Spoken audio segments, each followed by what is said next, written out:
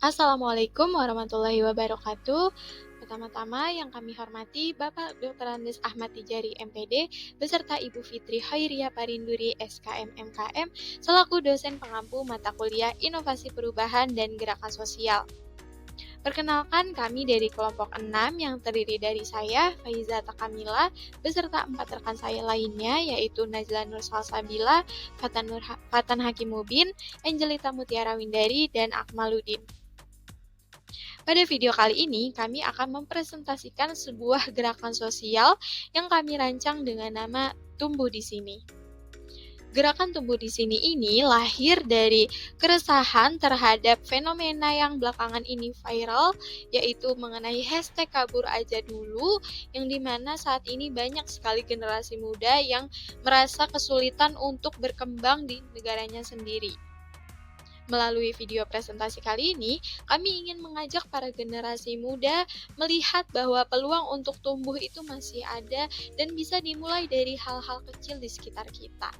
Tanpa berlama-lama lagi, langsung saja mari kita mulai pembahasannya.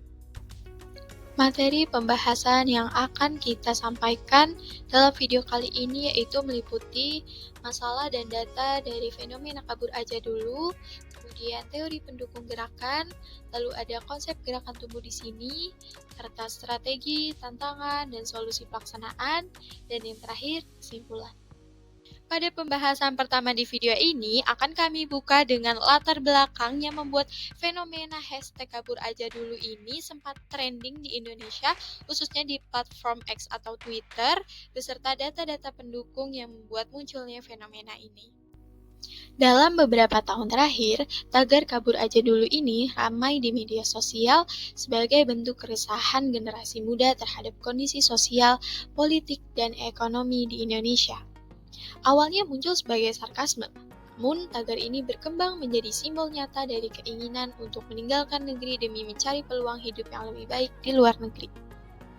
Fenomena ini mencerminkan adanya krisis kepercayaan terhadap sistem dalam negeri. Banyak anak muda merasa tidak diberi ruang untuk berkembang, baik dalam pendidikan maupun dunia kerja. Sistem pendidikan di Indonesia ini dinilai masih terlalu fokus pada teori dan belum responsif terhadap kebutuhan nyata di lapangan. Akibatnya, lulusan seringkali tidak siap menghadapi dunia kerja yang sempit dan minim transparansi. Meritokrasi yang lemah dan keterbatasan akses karir juga membuat anak muda sulit untuk diakui dan dihargai berdasarkan kemampuan. Ditambah lagi, mereka merasa jarang dilibatkan dalam pengambilan keputusan penting yang memengaruhi masa depan mereka. Nah, di tengah keterbatasan ini, migrasi ke luar negeri dipandang bukan lagi sekedar pilihan pribadi, tapi sebagai bentuk perlawanan terhadap sistem yang dianggap tidak memberi ruang tumbuh. Di luar negeri, mungkin mereka melihat kesempatan yang lebih besar untuk berkembang secara profesional dan personal. Fenomena tagar kabur aja dulu nggak muncul begitu saja. Tagar ini lahir dari keresahan yang semakin terasa di kalangan anak muda tentang masa depan, kesempatan, dan keinginan untuk pergi karena merasa nggak punya cukup ruang untuk bertumbuh di negerinya sendiri. Data dari Kadata 2025 menunjukkan bahwa hampir 40% dari pemuda Indonesia ingin bekerja di luar negeri. Angka ini bukan cuma statistik. Hal ini menjadi gambaran bahwa banyak anak muda di Indonesia mulai kehilangan harapannya untuk membangun kehidupan yang layak di tanah air. Salah satu penyebabnya adalah kondisi pasar tenaga kerja yang semakin sempit. Per Februari 2025, tingkat pengangguran naik menjadi 4,76% atau sekitar 7,28 juta orang Indonesia menganggur. Jumlah ini bertambah sebanyak 83.000 orang dibandingkan tahun sebelumnya. Sementara itu, angkatan kerja terus bertambah, kini mencapai lebih dari 153 juta orang. Tetapi sayangnya kesempatan kerja nggak sebanding dengan jumlah pencari kerja. Banyak orang yang siap untuk bekerja tapi nggak tahu harus mulai dari mana. Di sisi lain, kasus PHK juga meningkat. Dengan lebih dari 24.000 orang kehilangan pekerjaan hanya dalam beberapa waktu pertama di tahun ini. Dan bagi mereka yang masih bekerja, tantangannya juga cukup berat. Rata-rata upah buruh hanya sekitar 3,9 juta per bulannya. Angka yang belum cukup untuk menghadapi kenaikan biaya hidup yang terus berjalan. Tekanan dari luar negeri pun ikut memperburuk keadaan. Sejak tahun 2024, ekonomi global dilanda ketidakpastian. Salah satunya karena penerapan tarif impor oleh Amerika Serikat pada April 2025 yang turut mempengaruhi stabilitas ekonomi di dalam negeri. Dengan kondisi seperti ini, ada juga yang memperburuk situasi ini, yaitu pemerintah mengeluarkan Instruksi Presiden Nomor 1 Tahun 2025 yang menekankan kebijakan efisiensi anggaran dengan target penghematan lebih dari 306 triliun. Kebijakan ini diambil untuk merapikan belanja negara dan mendorong efisiensi dalam pelaksanaan APBN dan APBD. Namun di sisi lain, langkah ini juga memunculkan pertanyaan. Dengan anggaran yang semakin ketat, apakah ruang untuk generasi muda bisa tetap terbuka? Apakah peluang untuk berkembang justru makin menyempit? Dari semua kondisi inilah, kami merasa perlu ada sesuatu yang bergerak. Bukan sekedar reaksi terhadap masalah, tetapi respon yang memberi harapan. Sebuah gerakan lahir dari kesadaran bahwa kalau kita mau tumbuh, mungkin kita perlu mulai dari sesuatu yang paling dekat, dari tempat kita berdiri sekarang. Itulah alasan kami menghadirkan gerakan sosial tumbuh di sini. Selanjutnya kami tampilkan beberapa data infografis dari permasalahan yang ada di Indonesia pada awal tahun 2025 ini yang melatar belakangi munculnya fenomena tagar kabur aja dulu. Untuk pengumpulan data dalam perancangan gerakan sosial tumbuh di sini dilakukan melalui studi literatur sebagai metode utamanya. Studi literatur ini bertujuan untuk memahami secara mendalam mengenai fenomena sosial yang melatar belakangi tagar kabur aja dulu, meningkatnya keinginan migrasi generasi muda Indonesia, serta relevansi teori-teori sosial terhadap isu brain drain dan krisis kepercayaan generasi muda terhadap negara. Sumber data yang dikaji meliputi artikel jurnal ilmiah dan buku, kemudian laporan riset dari lembaga akademik, dan yang terakhir, media berita. Baik, materi selanjutnya kita masuk ke dalam teori pendukung. Teori yang pertama yaitu teori gerakan sosial baru. Teori gerakan sosial baru lebih fokus kepada hal-hal seperti identitas diri, nilai-nilai hidup, dan cara kita mengekspresikan budaya. Menurut Alan Turing, sekarang ini banyak sekali gerakan yang tujuannya bukan hanya untuk merebut kekuasaan saja, tetapi juga untuk mencari makna hidup. Fenomena kabur aja dulu bisa kita lihat sebagai contoh nyata dari gerakan ini. Tagar ini menjadi simbol digital yang dipakai oleh anak muda untuk menyuarakan kritik terhadap sistem yang mereka rasa sudah tidak dikasih ruang untuk berkembang lagi. Jadi hal ini bukan hanya sekedar pengen pindah, tapi lebih ke bentuk perlawanan secara simbolik dan rasa kebersamaan karena sama-sama merasa tidak puas dengan kondisi yang ada.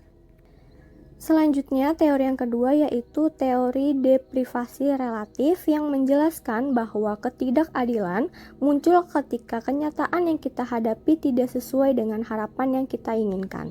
Dalam kasus kabur aja dulu, banyak anak muda yang merasa mereka seharusnya bisa mempunyai kesempatan yang lebih baik, tetapi malah bertemu dengan sistem yang gak adil dan tidak menilai orang berdasarkan kemampuan atau kerja keras mereka. Kesenjangan antara harapan dan kenyataan ini membuat munculnya rasa frustasi bersama yang pada akhirnya mendorong mereka memilih pindah ke luar negeri sebagai bentuk protes atau perlawanan secara simbolik. Teori selanjutnya yaitu teori perubahan sosial struktural. Menurut Talcott Parsons, supaya masyarakat tetap berjalan dengan baik, ada 4 hal penting yang harus dipenuhi atau yang bisa disebut juga sebagai fungsi AGEL. Yang pertama itu A, adaptasi, menyesuaikan diri dengan lingkungan. Yang kedua ada G, goal attainment, mencapai tujuan bersama. Yang ketiga ada I, integrasi, menyatukan elemen masyarakat. Yang keempat ada L, latensi, menjaga nilai dan budaya agar tetap hidup.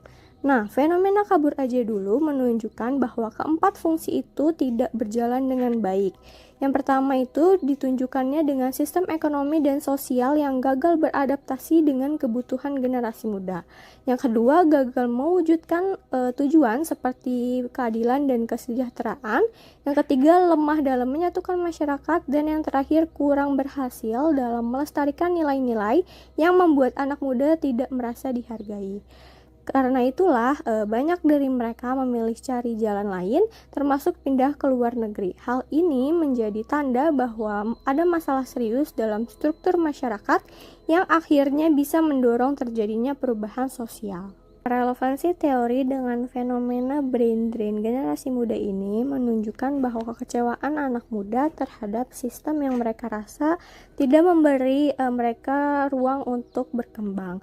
Dari teori gerakan sosial baru, melihat hal ini sebagai bentuk protes simbolik, bukan demo di jalan, tetapi melalui tagar dan juga pilihan hidup. Melalui teori deprivasi relatif, menyatakan bahwa kekecewaan muncul karena harapan tinggi yang tidak sesuai dengan kenyataan. Lalu teori yang terakhir yaitu teori AGEL dari Parsons menunjukkan bahwa sistem sosial kita sedang tidak berfungsi dengan baik, seperti tidak bisa menyesuaikan diri, gagal menyatukan masyarakat, dan kurang mendukung tujuan generasi muda. Jadi, migrasi ke luar negeri itu bukan cuma pilihan pribadi, tetapi bisa dilihat sebagai reaksi terhadap sistem yang gagal memenuhi harapan anak muda. Materi selanjutnya adalah konsep gerakan tumbuh di sini. Gerakan tumbuh di sini hadir sebagai respon atas fenomena kabur aja dulu yang mencerminkan frustasi anak muda terhadap kondisi Indonesia. Gerakan tumbuh di sini menawarkan narasi tandingan yang mengajak anak muda untuk berkembang, berkarya, dan membangun masa depan di tanah air sendiri. Kata tumbuh menggambarkan proses belajar dan berkembang secara berkelanjutan. Kata di sini menegaskan keterhubungan dengan komunitas dan tanggung jawab sosial. Gerakan ini tidak menolak merantau, tetapi ingin menunjukkan bahwa Indonesia juga bisa menjadi ruang subur untuk bertumbuh jika dikelola secara adil dan progresif. Visi gerakan tumbuh di sini adalah membangun ekosistem sosial yang mendukung generasi muda Indonesia untuk tumbuh, berkarya, dan berdaya secara kolektif di tanah air sendiri. Misi dari gerakan tumbuh di sini yang pertama menyebarkan narasi positif soal peluang tumbuh yang ada di Indonesia. Kedua, menyediakan program mentoring berbasis lokalitas. Ketiga, mendorong kolaborasi lintas sektor untuk ruang kreasi dan kerja yang adil. Dan yang terakhir, melakukan advokasi kebijakan berdasarkan aspirasi anak muda. Selanjutnya ada target audiens dan aksi utama. Target audiens dari gerakan tumbuh di sini adalah generasi muda Indonesia berusia 17 hingga 30 tahun, terutama Gen Z dan milenial awal, yang selama ini merasa sistem di Indonesia tidak memberikan ruang tumbuh yang adil. Kami juga menyasar mahasiswa, lulusan baru, pelaku ekonomi kreatif, pemuda dari komunitas marginal, serta diaspora muda Indonesia yang ingin tetap berkontribusi untuk tanah air. Mereka adalah generasi yang punya semangat, tetapi sering terhambat oleh sistem yang stagnan dan tidak adaptif. Untuk menjawab keresahan itu, kami merancang 5 aksi utama. Pertama, cerita tumbuh sebagai kampanye digital yang menampilkan kisah nyata anak muda yang sukses berkembang di Indonesia. Kedua, mentor di sini sebagai program mentoring yang mempertemukan anak muda dengan figur inspiratif dari berbagai sektor. Yang ketiga, festival tumbuh bareng sebagai ruang kolaboratif yang merayakan karya dan semangat anak muda. Yang keempat, suara muda untuk Indonesia sebagai forum aspirasi yang menyuarakan kritik dan solusi dari generasi muda. Dan terakhir, Surat untuk Indonesia sebagai aksi simbolik yang merekam harapan dan kekecewaan dalam bentuk surat publik. Selanjutnya adalah pendekatan inovatif. Untuk menjawab krisis kepercayaan dan keterasingan sosial yang dialami generasi muda Indonesia, gerakan tumbuh di sini menggunakan pendekatan-pendekatan inovatif yang dirancang untuk menyentuh dimensi personal, sosial, dan struktural. Semua aksi ini dijalankan dengan pendekatan inovatif. Yang pertama, menggunakan teknologi digital partisipatif. Yang kedua, memperkuat narasi melalui seni dan ekspresi kolektif. Yang ketiga, melibatkan anak muda secara langsung lewat desain sosial partisipatif. Dan yang terakhir, membangun jejaring melalui kolaborasi lintas sektor. Kami percaya tumbuh tidak cukup hanya dengan bertahan, tetapi dengan merasa didengar, dilibatkan, dan diberi ruang. Karena itu, tumbuh di sini bukan hanya ajakan untuk tinggal, tapi untuk membangun masa depan. Di sini, di tempat kita berpijak. Oke, Lalu, apa saja sih strategi, tantangan, dan solusi dari gerakan tumbuh di sini? Nah, selama 6 bulan ke depan, gerakan tumbuh di sini jalan dalam 3 fase. Di bulan pertama, kita bentuk tim inti dan luncurin medsos resmi. Lanjut, ke bulan kedua, kita mulai kampanye cerita tumbuh dan buka pendaftaran mentoring.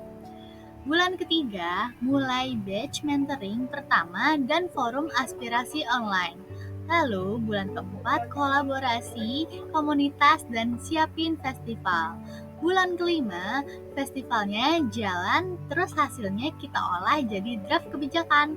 Dan terakhir, bulan keenam, itu akan diadakannya rekomendasi, kita serahin ke pemerintah dan siap ekspansi ke tahap berikutnya. Biar gerakannya nggak jalan sendirian, kita akan melibatkan banyak pihak. Yang pertama, anak muda dari 17 hingga 30 tahun itu sebagai penggerak utama. Lalu, kedua, mentor dari profesional dan diaspora. Ketiga, ada komunitas lokal dan kampus sebagai jembatan gerakan. Dan keempat, itu ada media sosial sebagai ruang kampanye digital. Selanjutnya ada LSM dan organisasi kepemudaan sebagai mitra jaringan. Selanjutnya lagi ada pemerintah sebagai penerima suara dan pendukung program. Lalu terakhir ada swasta dan CSR sebagai penyokong dana dan logistik. Jadi ini gerakan kolaboratif, gak cuma satu arah, tapi lintas peran. Nah, lalu strategi ini kita ukur dari dua sisi, yaitu output dan dampak sosial. Nah, dari segi output, target 6 bulan kita yang pertama ada 200 lebih konten kampanye, kedua ada 500 peserta mentoring, ketiga ada 1000 surat terbuka, keempat ada 2 forum publik, kelima 1 festival, dan terakhir ada 1 dokumen kebijakan. Sementara dampak sosial yang kita harapkan itu ada anak muda makin aktif dalam diskusi sosial, lalu komunitas baru lahir di 2 daerah, dan terakhir terbentuknya jaringan mentor dan alumni yang berkelanjutan. Jadi bukan cuma ramai di medsos, tapi benar-benar berdampak. Oke, baik, di sini saya akan menjelaskan tentang tantangan dan solusi dari gerakan inovasi kami. Yang pertama itu berupa tantangan kurang kualifikasi awal anak muda. Untuk menjawab hal ini, kami menggunakan pendekatan emosional melalui nyata yang berupa kampanye cerita tumbuh, kemudian juga menggandeng influencer dan komunitas yang sudah dipercaya anak muda untuk membangun pendekatan dan kredibilitas sejak awal. Kemudian tantangan yang kedua itu keterbatasan dana. Nah, untuk menjawab keterbatasan dana ini, kami menggunakan pendekatan hybrid dengan menggabungkan kegiatan daring dan kolaborasi komunitas lokal. Kami juga berencana mengajukan proposal CSR ke perusahaan lokal maupun nasional sebagai bagian dari strategi keberlanjutan pendanaan. Kemudian tantangan yang ketiga yaitu resistensi atau lambatnya respon dari lembaga pemerintah. Untuk menjawab tantangan ini, kami membangun relasi sejak awal melalui forum suara muda agar suara anak muda langsung terdengar sejak perencanaan. Kemudian juga kami menggandeng LSM dan akademisi untuk memperkuat legitimasi saat menyampaikan rekomendasi kebijakan. Kemudian tantangan yang keempat itu kesulitan menjangkau daerah 3T atau komunitas marginal. Nah, untuk itu kami akan melibatkan komunitas lokal sebagai koordinator wilayah. Kemudian juga menggunakan media yang lebih ringan dan familiar seperti WhatsApp, radio komunitas, dan infografis sederhana. Dan tantangan yang terakhir yaitu keberlanjutan setelah fase awal gerakan. Nah, strategi kami adalah membentuk komunitas lokal tumbuh di sini di setiap kota mitra, serta mengembangkan platform digital sebagai pusat informasi, jaringan, dan keberlanjutan dari gerakan ini. Nah, sekian dari tantangan dan solusi. Selanjutnya bisa di next. Sebelum video ini berakhir, saya akan menyampaikan kesimpulan dari pembahasan yang telah kami sampaikan di video kali ini. Gerakan tumbuh di sini hadir bukan hanya sebagai respon terhadap keinginan generasi muda untuk bermigrasi ke luar negeri, tetapi sebagai bentuk refleksi terhadap krisis kepercayaan mereka pada sistem sosial, ekonomi, dan politik di tanah air. Fenomena hashtag kabur aja dulu menunjukkan bahwa banyak anak muda merasa tidak mendapatkan ruang untuk bertumbuh, tidak diakui kemampuannya, dan tidak punya tempat untuk berkontribusi secara nyata. Melalui teori gerakan sosial baru, deprivasi reflektif, dan struktur sosial AGIL, kita memahami bahwa akar masalah ini bersifat struktural, bukan sekedar keputusan individual. Oleh karena itu, tumbuh di sini tidak datang dengan seruan untuk bertahan, tetapi dengan ajakan yang lebih kuat, yaitu untuk tumbuh, berkarya, dan berdaya bersama di negeri ini. Gerakan ini diwujudkan melalui kampanye digital, mentoring, festival, forum aspirasi, dan aksi simbolik yang membuka ruang partisipasi anak muda dari berbagai daerah dan latar belakang yang berbeda. Dengan pendekatan yang partisipatif, inovatif, dan melibatkan banyak pihak, gerakan ini diharapkan bisa menjadi ruang kolektif yang memulihkan harapan, memperkuat solidaritas sosial, dan menciptakan ekosistem yang benar-benar mendukung anak muda Indonesia untuk tumbuh di sini. Akhirnya kita telah sampai di penghujung video kali ini. Akhir kata, saya mewakili teman-teman dari kelompok 6 mengucapkan terima kasih dan mohon maaf apabila terdapat kesalahan dalam penyampaian pembahasan dan materi di video kali ini. Wassalamualaikum warahmatullahi wabarakatuh.